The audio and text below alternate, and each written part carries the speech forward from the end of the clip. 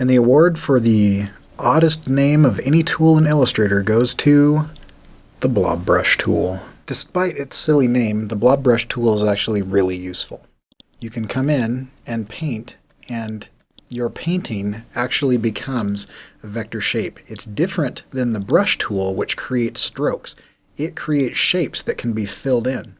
These shapes can be changed, and they're just normal objects like anything else. This works really well with the eraser tool, found right over here, Shift-E, which can erase as you paint. So if I wanted a hole cut in something and I want it to be an irregular hole, I can just paint in that hole. There it is.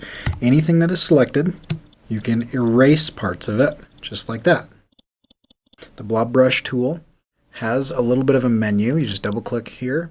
You can change the shape slightly and the angle. So if you wanted to do a cursive situation, you can do that. Notice that it adds to the shape. So what would you use this for? There's a lot of different things, but let me show you what I like to use it for. Let's say that I wanted to color in this object right here. So I'm going to come in, and this object is on this layer. I'm going to color right underneath it. And if I grab my Blob Brush tool, and I reset it just to be a normal round with no angle, then I can just color just like that, and it will just fill that shape in right behind it.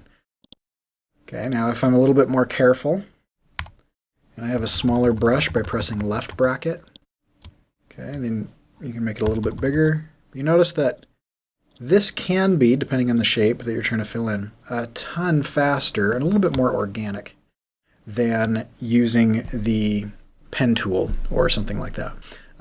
If I do overlap, I can go Shift-E and I can bring my eraser tool up. Now the eraser tool will erase anything that is selected that you paint over.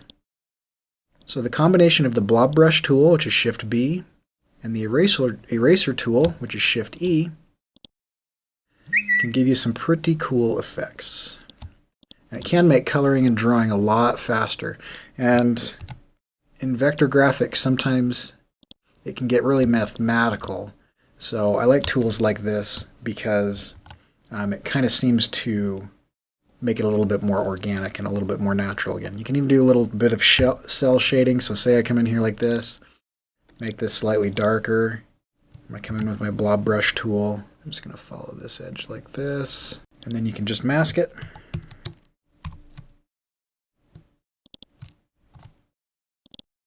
Like that. So that is the Blob Brush tool and the eraser. Remember the Blob Brush tool, Shift-B will paint. It will add to a selection.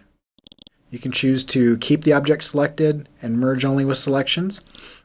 And then Shift-E, the eraser tool, can delete as you paint.